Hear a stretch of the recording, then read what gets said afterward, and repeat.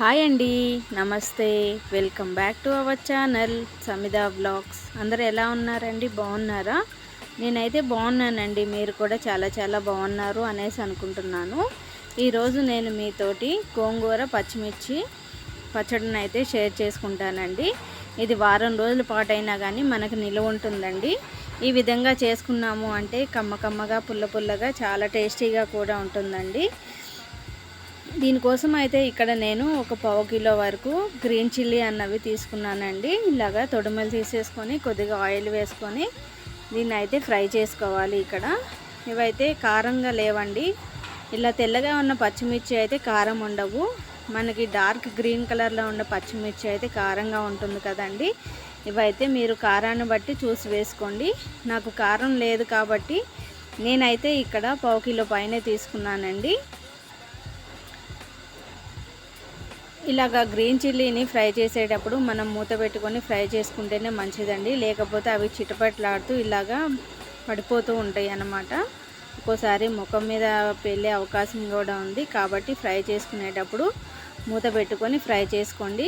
కొద్దిగా ఫ్రై అయిన తర్వాత వీటిని అయితే తీసి ఒక ప్లేట్లోకి వేసేసుకొని ఆరబెట్టుకోవాలండి.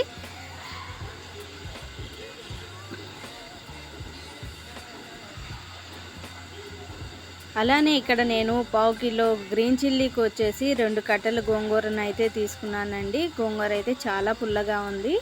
ఈ గోంగూరని ఇలాగా ఒక 3 to 4 టైమ్స్ అయితే వాష్ చేసుకోండి. చాలా మురికి అన్నది ఉంటుంది కదా గోంగూరలో. ఇలా వాష్ చేసుకున్న గోంగూరని ముందుగా మనం గ్రీన్ చిల్లీని ఫ్రై చేసాం కదా, అదే ప్యాన్లోకి అయితే వేసేసుకుంటున్నాను. ఇది సాఫ్ట్గా కుక్ అయిపోవాలి. ఎటువంటి నీళ్ళు అన్నవి యాడ్ చేయవసరం లేదండి. మన గోంగూరలోనే వాటర్ ఉంటుంది కాబట్టి.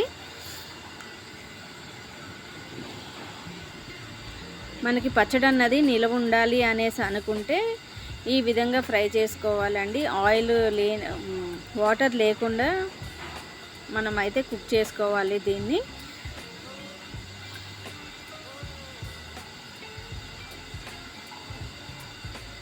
చూడండి, ఇలాగా డ్రై అయ్యేంత వరకు అయితే గోంగూరని ఫ్రై చేసుకోవాలి. మనం ఫ్రిడ్జ్లో పెట్టకపోయినా కానీ వారం రోజులు అయితే నిలువ ఉంటుందండి ఈ పచ్చడి. ఇంట్లో కూరగాయలు ఏమీ లేనప్పుడు అయినా కానీ ఇవి వెంటనే వేడివేడి అన్నంలో నెయ్యి వేసుకొని తిన్నా కానీ చాలా టేస్టీగా ఉంటుంది. దీన్ని కూడా ఒకసారి చల్లార్చుకోవాలండి. గ్రీన్ చిల్లీ అయినా కానీ గోంగూర అయినా కానీ బాగా చల్లారిన తర్వాతే మిక్సీ వేసుకోవాలి.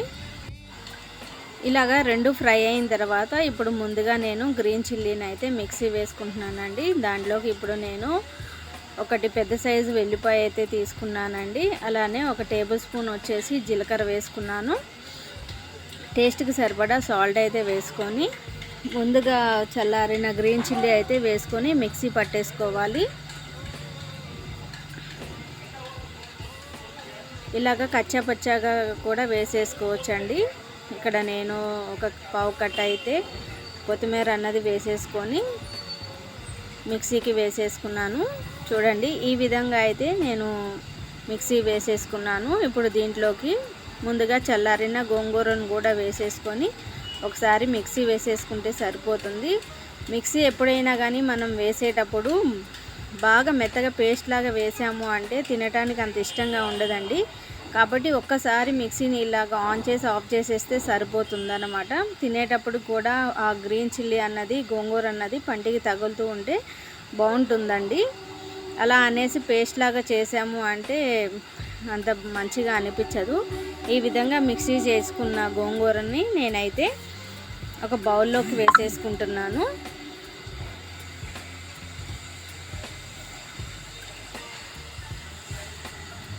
ఈ గోంగూర పచ్చిమిర్చి చట్నీని అయితే ఇప్పుడు నేను తాలింపు అన్నది వేసుకుంటున్నానండి. దీనికి ఒక ప్యాన్ తీసుకొని ఆయిల్ని అయితే వేసుకున్నాను.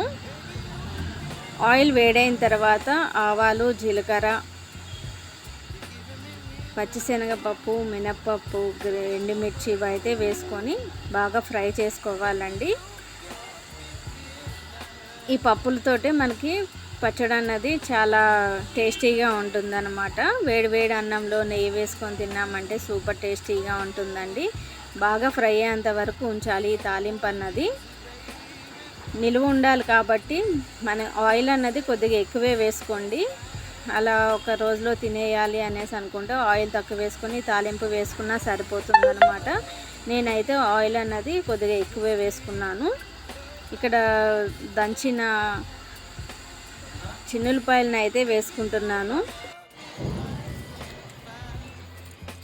ఇలాగా చిన్నులపాయలు అన్నవి కొద్దిగా ఫ్రై అయిన తర్వాత ముందుగా నేను ఇక్కడ కట్ చేసుకున్న ఒక ఆనియన్ అయితే వేసుకున్నానండి. ఇలాగా మనం ఈ గోంగూర పచ్చిమిర్చి పచ్చడి చేసుకునేటప్పుడు ఆనియన్స్ అన్నవి ఈ తాలింపులో ఫ్రై అయితే బాగుంటుంది. మనం పచ్చిది వేసాము అంటే పచ్చడి అన్నది నిలవ ఉండదండి. కాబట్టి ఆనియన్స్ అన్నవి ఇలాగా నూనెలో ఫ్రై అవ్వాలి. నూనెలో ఫ్రై అయిన తర్వాత ఇక్కడ నేను కొద్దిగా కరివేపాకు అన్నది వేసుకున్నాను. కొద్దిగా కొత్తిమీర కూడా వేసుకొని ఒకసారి కలుపుకున్న తర్వాత ముందుగా ప్రిపేర్ చేసుకున్న పచ్చడిలోకి అయితే ఇవి వేసేసుకుంటే బాగుంటుంది.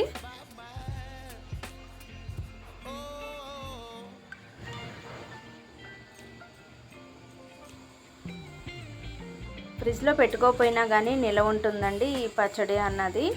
మనం అంతా ఆయిల్లోనే వేసుకున్నాం కాబట్టి వాటర్ అన్నది ఎక్కడ యాడ్ చేయలేదు కాబట్టి పచ్చడి వారం రోజులైనా కానీ మనకు నిలువ ఉంటుంది. రైస్లోకైనా కానీ టిఫిన్స్లోకైనా కానీ చాలా బాగుంటుందండి.